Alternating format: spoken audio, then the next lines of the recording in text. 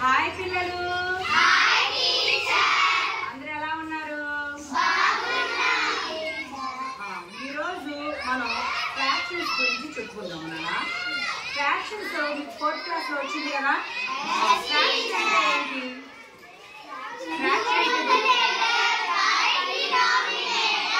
Fraction is equal numerator by denominator.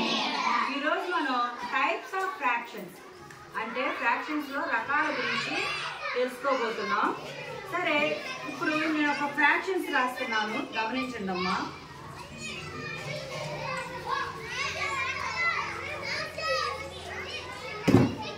ఈ fractions చదవండి.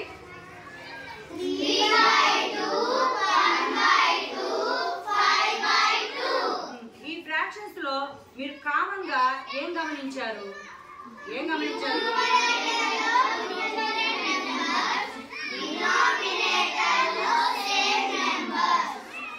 Denominators అనేవి సేమ్ గా ఉన్నాయి.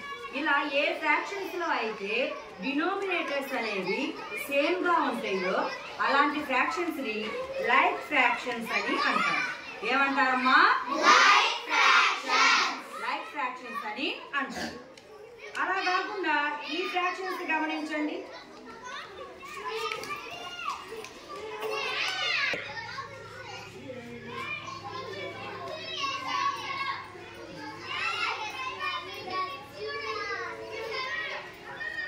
ఈ ఫ్రాక్షన్స్ లో డినోమినేటర్స్ ఎలా ఉన్నాయి నానా? ఉన్నాయి. ఇలా ఏ ఫ్రాక్షన్స్ లో డినోమినేటర్స్ వేరువేరుగా ఉన్న ఫ్రాక్షన్స్ ని అన్లైక్ ఫ్రాక్షన్స్ అని అంటారు. ఏమంటారమ్మా? లైక్ ఫ్రాక్షన్స్ లో డినోమినేటర్స్ అనేవి సేమ్ గా ఉంటాయి. అన్లైక్ ఫ్రాక్షన్స్ లో డినోమినేటర్స్ అనేవి డిఫరెంట్ గా ఉంటాయి. న్యూమరేటర్ ని బేస్ చేసుకొని చూడమ్మా. లైక్ ఫ్రాక్షన్స్ అయినా అన్లైక్ ఫ్రాక్షన్స్ అయినా డినోమినేటర్స్ ని బేస్ చేసుకొని చెబుతారు. డినోమినేటర్స్ సేమ్ గా ఉంటే లైక్ ఫ్రాక్షన్స్ అని, డినోమినేటర్స్ వేరువేరుగా ఉంటే అలాంటి ఫ్రాక్షన్స్ ని అన్లైక్ ఫ్రాక్షన్స్ అని అంటారు. ఇప్పుడు ఇక్కడ ఈ పలక మీద మళ్ళీ కొన్ని ఫ్రాక్షన్స్ రాస్తున్నాను, గమనించండి.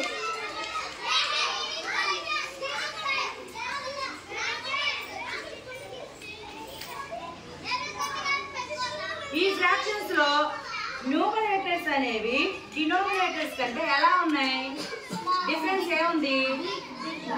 న్యూమరేటర్స్ అనేవి డినోమినేటర్స్ కంటే చిన్నవిగా ఉన్నాయి. Numerators less than denominators. ఏ ఫ్రాక్షన్స్ లో అయితే న్యూమరేటర్స్ అనేవి డినోమినేటర్స్ కంటే చిన్నవిగా ఉంటాయో, స్మాల్ నెంబర్ ని కలిగి ఉంటాయో అలాంటి ఫ్రాక్షన్స్ ని మనం ప్రాపర్ ఫ్రాక్షన్స్ అని అంటారు. ఏమంటారమ్మా?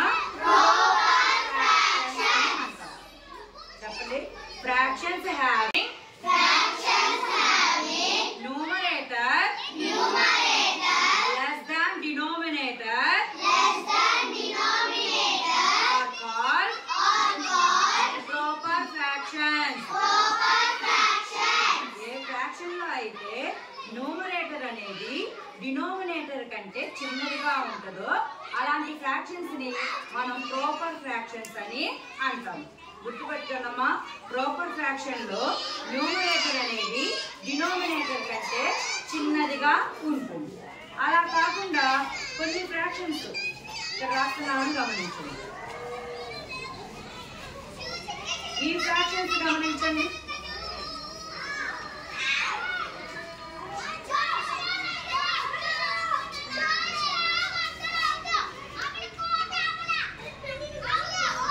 ఈ ఫ్రాక్షన్స్ లో న్యూమరేటర్స్ అనేవి డినోమినేటర్స్ కంటే ఎలా ఉన్నవి?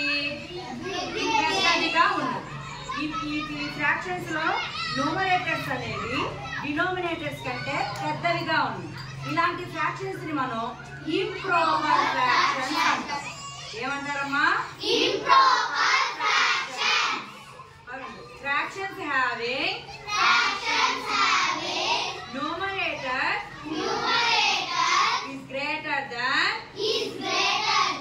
denominators are called improper fractions. ఏ ఫ్రాక్షన్స్ లో అయితే న్యూమరేటర్స్ అనేది డినోమినేటర్స్ కంటే పెద్దవిగా ఉంటాయో అలాంటి ఫ్రాక్షన్స్ ఏమంటారు? ఇంప్రాపర్ ఫ్రాక్షన్స్ అని అంటారు. సో అర్థమవుతుందమ్మా? ప్రాపర్ ఫ్రాక్షన్స్ లో న్యూమరేటర్ అనేది చిన్నదిగా ఉంటుంది. డినోమినేటర్ కంటే న్యూమరేటర్ అనేది చిన్నదిగా ఉంటే ప్రాపర్ ఫ్రాక్షన్స్.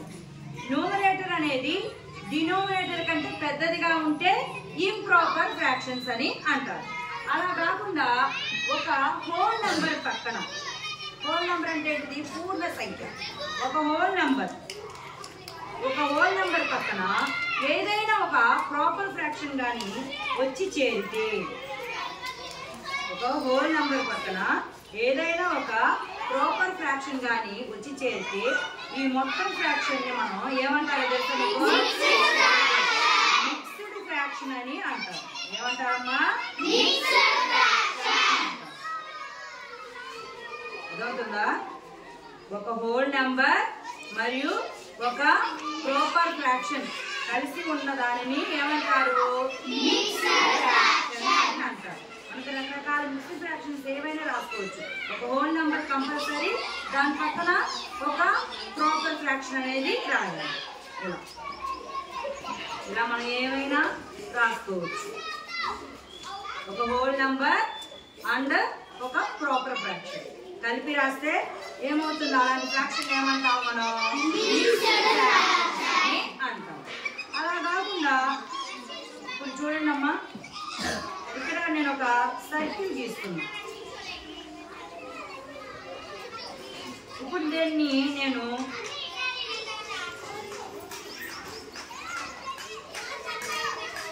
రెండు సమాన భాగాలుగా చేశాను అనుకోండి. ఈ రెండు సమాన భాగాల్లో ఈ భాగానికి నేను షేడ్ చేశాను.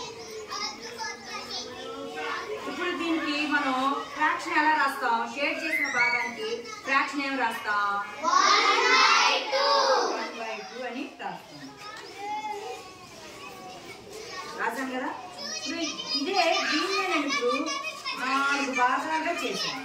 ఎన్ని పార్ట్స్ గా విభజించానమ్మా? 4. ఎన్ని పార్ట్స్ కి షేడ్ చేస్తున్నాయి? 2 పార్ట్స్ షేడ్ చేశాను. అప్పుడు దీనికి ఫ్రాక్షన్ ఎలా రాస్తాను? ఇదే మారలేదు కదా, కానీ దీంట్లో భాగాలు అనేవి పెరుగుతూ మారింది కాబట్టి దీని ఫ్రాక్షన్ అనేది కూడా మారింది. 2/4.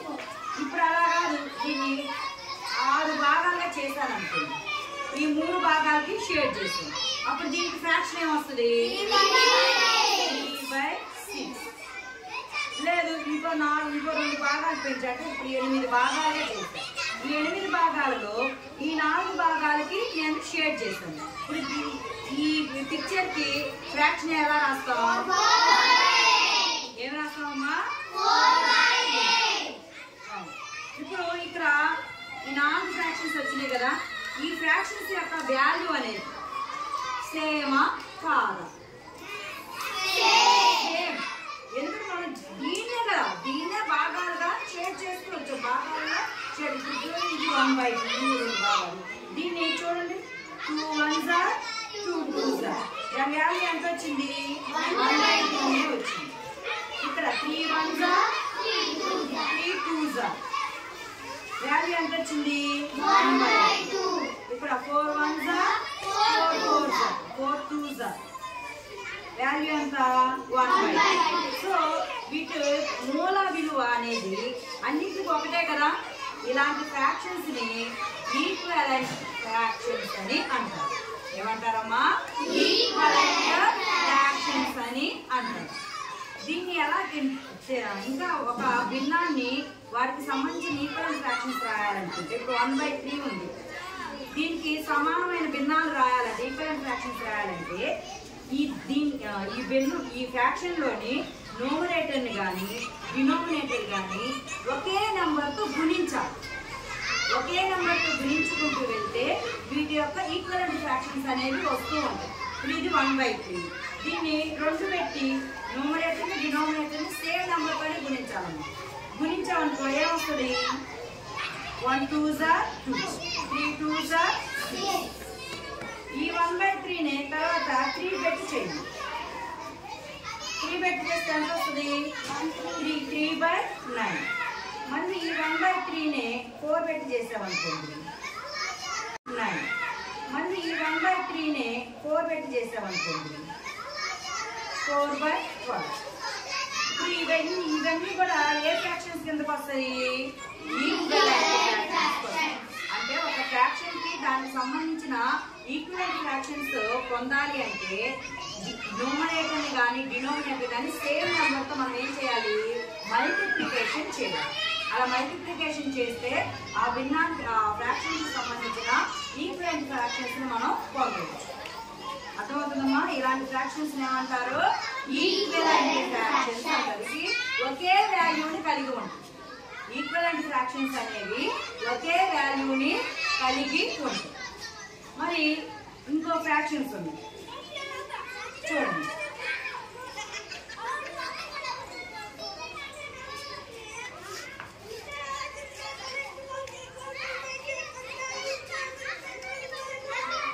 ఈ ఫ్రాక్షన్స్ లో న్యూమరేటర్స్ ఏమున్నాయమ్మా?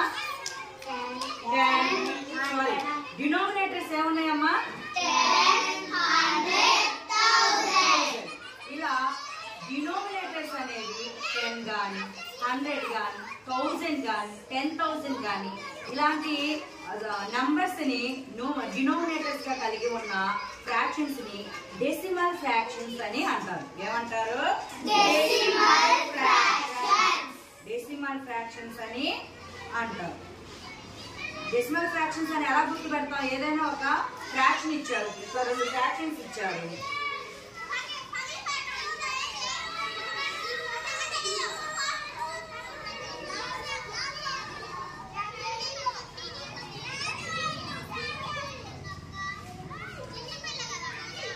వీటిలో డెసిమల్ ఫ్రాక్షన్స్ ఏవి అంటే మీరు ఏ ఫ్రాక్షన్స్ డెసిమల్ ఫ్రాక్షన్స్ అని గుర్తిస్తారు?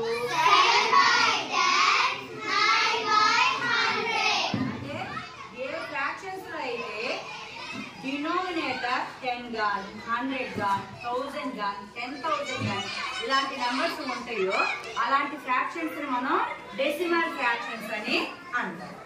అర్థమవుతుందమ్మా? సో ఇప్పుడు ఫ్రాక్షన్స్ లో మనకి ఏమేమి వచ్చినాయి?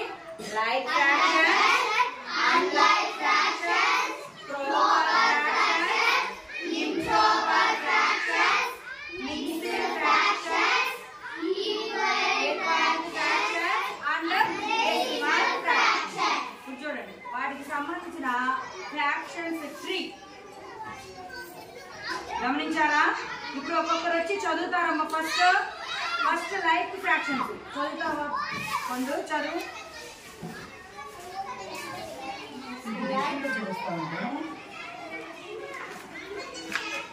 చదువమ్మా. లైక్ ఫ్రాక్షన్స్ చదువు.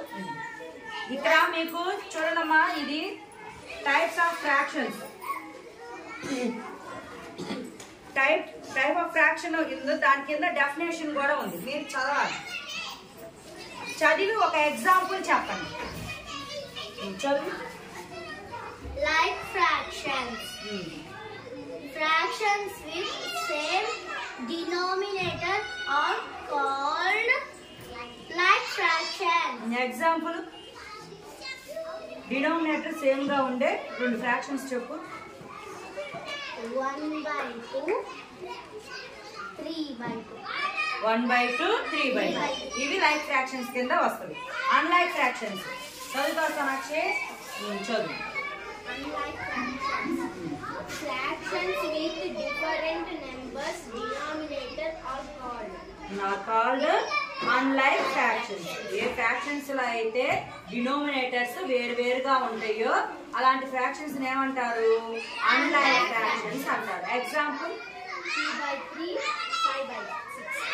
2/3, 5/6. నెక్స్ట్ ప్రాపర్ ఫ్రాక్షన్స్ ఎవరు చదువుతారు? చదువుతామరా? చదువు. Proper fraction.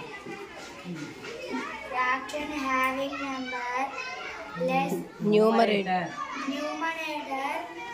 less than denominator are called proper fraction. A fractions లో అయితే న్యూమరేటర్ అనేది డినోమినేటర్ కంటే చిన్నదిగా ఉంటుందో అలాంటి ఫ్రాక్షన్స్ ఏమంటారమ్మా? ప్రాపర్ ఫ్రాక్షన్స్ అని అంటారు. ఎగ్జాంపుల్ డినోమినేటర్ పెద్దదిగా ఉండాలి. 3 by 5, 4 by 6. Very good. తర్వాత ఇంప్రాపర్ ఫ్రాక్షన్. జోషిత చదువునా? Improper fraction. Fraction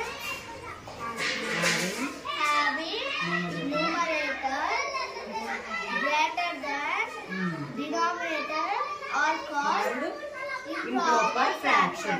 Improper fraction లో న్యూమరేటర్ అనేది డినోమినేటర్ కంటే పెద్దదిగా ఉంటుందమ్మా. న్యూమరేటర్ పెద్దదిగా ఉంటుంది, డినోమినేటర్ చిన్నదిగా ఉంటుంది. అలాంటి ఫ్రాక్షన్స్ ఏమంటారు?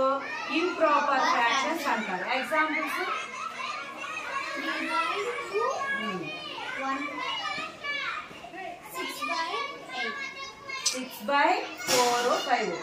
న్యూమరేటర్ పెద్దదిగా ఉండాలి, డినోమినేటర్ చిన్నదిగా ఉండాలి. అలాంటివి ఉంటేనే ఇంప్రాపర్ ఫ్రాక్షన్ కిందకి వస్తుంది. న్యూమరేటర్ చిన్నదిగా ఉందనుకో ఎక్కడికి వెళ్ళిపోతుంది? ప్రాపర్ ఫ్రాక్షన్ లోకి వెళ్తుంది. కొంచెం జాగ్రత్తగా గమనించండి. తర్వాత మిక్స్డ్ ఫ్రాక్షన్స్. వెన్నెలా? Mixed fractions. Fraction having whole number and proper fraction or called mixed fraction. Very good. Mixed fractions అంటే ఏంటి? ఒక హోల్ నెంబర్ ఉంది, దాని పక్కన ఒక ప్రాపర్ ఫ్రాక్షన్ ఉంటే ఆ మొత్తాన్ని ఏమంటారు? మిక్స్డ్ ఫ్రాక్షన్స్ అని అంటారు. Example Whole number 3, 1 by 3. 1 by 3. 3, 1 by 3. ఇంకొకటి 5, 3 by 1. 3 by 5. ప్రాపర్ ఫ్రాక్షన్ ఉండాలమ్మా. 5, 3 by 5 లేక 1 by 2 చెప్పొచ్చు. 3 by 5 లేక 1 by 2 చెప్పొచ్చు. తర్వాత ఈక్వలెంట్ ఫ్రాక్షన్స్. దగ్గరికి తీసుకుంటుంది. Equivalent fractions. Fractions that have different numerator and denominator but represent same value are called equivalent fractions. Equivalent fractions అంటే ఏంటి? ఏ ఫ్రాక్షన్స్ లో అయితే మనకి న్యూమరేటర్స్ డినోమినేటర్స్ వేరువేరుగా ఉన్నప్పటికీ కూడా వాటి వాల్యూ అనేది ఎలా ఉండాలి? సేమ్ గా ఉండాలి. చివరికి వాటి వాల్యూ అనేది సేమ్ గా ఉంటే అలాంటి ఫ్రాక్షన్స్ ఏమంటారు? Equivalent fractions. తెలుగులో సమాన భిన్నాలు అని అంటారు. ఇప్పుడు ఇందాక చెప్పాను కదా ఎలా 4 by 8, 6 by 12, 7 by 14. ఇవన్నీ కూడా ఈక్వలెంట్ ఫ్రాక్షన్. దీన్ని చూడండి, 4 1s are 4 2s are 1 by 2 వచ్చింది. 6 1 6 2s are 7 1 7 2s are. Final value ఎంత? 1 by 2 నే. కాబట్టి ఈ ఫ్రాక్షన్స్ ఏమంటారు? ఇవన్నీ కూడా న్యూమరేటర్ డినోమినేటర్ వేరువేరుగానే ఉన్నాయి, కానీ వాటి వాల్యూ ఏంటి? సేమ్ గా ఉంది. కాబట్టి ఇలాంటి ఫ్రాక్షన్స్ ఏమంటారు మనం? ఈక్వలెంట్ ఫ్రాక్షన్స్ అంటారు. మనం ఫైనల్ గా డెసిమల్ ఫ్రాక్షన్స్ ఎవరు చదువుతారు? చదువు మొత్తం. Decimal fractions. Fractions having denominators 10, 100, 1000 are called decimal fractions. Decimal fractions అంటే ఏంటమ్మా? డినోమినేటర్స్ అనేవి 10 గాని 100 గాని 1000 గాని 10,000 గాని ఉంటే అలాంటి ఫ్రాక్షన్స్ ఏమంటారు? డెసిమల్ ఫ్రాక్షన్స్ అని అంటారు. సో ఇవి టైప్స్ ఆఫ్ ఫ్రాక్షన్స్. అర్థమైనాయి అందరికి? దీనికి సంబంధించిన యాక్టివిటీస్ ఈవినింగ్ చేద్దాం. ఓకేనా? క్లాస్.